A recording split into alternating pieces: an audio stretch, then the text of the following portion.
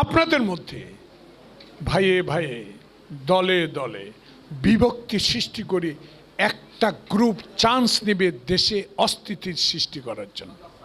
বিএনপির অভ্যন্তরীণ বিভেদ ও বিভক্তির সুযোগ নিয়ে একটি চক্র দেশকে অস্থিতিশীল করার চক্রান্ত করছে বলে মন্তব্য করেছেন বিএনপি চেয়ারম্যানের উপদেষ্টা ও নোয়াখালী ২ আসনের সংসদ সদস্য জাইনুল আবদিন ফারুক। শনিবার সকালে নোয়াখালীর সেনবাগ উপজেলার কানকিরহাট উচ্চ বিদ্যালয় মিলনায়তনে সিডিপ মডার্ন স্কুল ও ডা মফজ্জুল রহমান মকু চেয়ারম্যান ফাউন্ডেশনের উদ্যোগে আয়োজিত বৃত্তি পরীক্ষায় অংশ নেওয়া ১৫০ জন মেধাবী শিক্ষার্থীর মাঝে সনদ ও পুরস্কার বিতরণ অনুষ্ঠানে প্রধান অতিথির বক্তব্যে তিনি এসব কথা বলেন।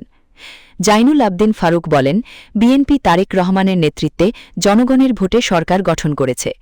প্রধানমন্ত্রী তারেক রহমানের নেতৃত্বে দেশ সুষ্ঠুভাবে পরিচালিত হচ্ছে, কিন্তু বর্তমানে দলীয় নেতাকর্মীদের মধ্যে বিভেদ বিভক্তি ও বিরোধের কারণে একটি চক্র দেশকে আবারও অস্থিতিশীল করার চেষ্টা করছে। তাদের সে সুযোগ দেওয়া যাবে না। তিনি আরও বলেন, গত ১৬ বছর দেশে কোনো গণতন্ত্র ছিল না, দেশে স্বৈরতন্ত্র ছিল। সংবিধানকে গলাটিতে হত্যা করা হয়েছিল। দীর্ঘ সময় পর দেশে নির্বাচিত সরকার এসেছে, তাই বর্তমান সরকারকে সবাইকে সহযোগিতা করতে হবে। বিএনপির এই নেতা বলেন, ভুল হলে জনগণের কাছে তা স্বীকার করতে হবে, মানুষ ক্ষমা করে দেবে। তাই সবাইকে সঙ্গে নিয়ে আগামীর বাংলাদেশ গড়তে নেতাকর্মীদের কাজ করতে হবে। অনুষ্ঠানে উপস্থিত ছিলেন সিনবাগ উপজেলা বিএনপির আহ্বায়ক মোহাম্মদ মুক্তার হোসেন পাটোয়ারি, উপজেলা প্রাথমিক শিক্ষা কর্মকর্তা আনোয়ার পারভেজ সহ বিএনপির উপজেলা ও বিভিন্ন পর্যায়ের নেতাকর্মীরা।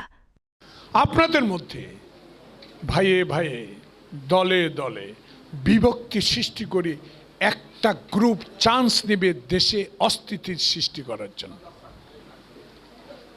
তা আমার নেতা তারেক রহমান স্পষ্ট বলেছে, অস্থিতিশীল করার কোনো সুযোগ আমরা দিব না। আমরা যদি কোনো নেতা কোনো অন্যায় করি সেটা স্বীকার করে নিলে মানুষই ক্ষমা করবে। কাউকে এমন সুযোগে দেওয়া যাবে না যেই সুযোগটির জন্য তারেক রহমান তার দল বাংলাদেশের মানুষ 16টি বছর অপেক্ষা করেছে।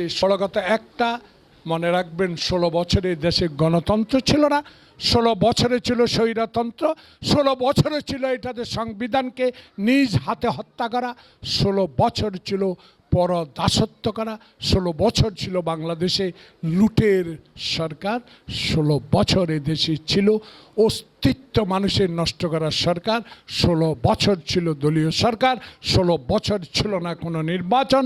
16 বছরে যে নির্বাচনটা এবার হয়েছে, সেই নির্বাচিত সরকারকে সবাই সহযোগিতা করবেন।